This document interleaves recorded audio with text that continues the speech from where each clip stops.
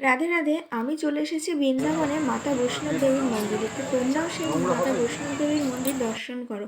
তো অনেক উঁচু থেকে নামছি, দেখতেই পাচ্ছ যে নিচে বহু লোক। তো এত বড় এত সুন্দর মন্দিরটা যে বাইরে থেকে দেখলে বোঝাই যাবে না। আর মাতা বৈষ্ণব দেবী পুরো গুহার মতন গুহার উপরে রয়েছে। তো এটা মানে যত দূর থেকে দেখছি মনে হয় যেন একটু ছোট মতো লাগছে, যত সামনে আসছে তত মনে হয় যেন উপরের দিকে তাকাতে হচ্ছে। এত বড় এত বড়, না গেলে দেখলে বিশ্বাসই করতে পারবে না, এত সুন্দর মন্দির। রাধে রাধে, সবাই দর্শন করো।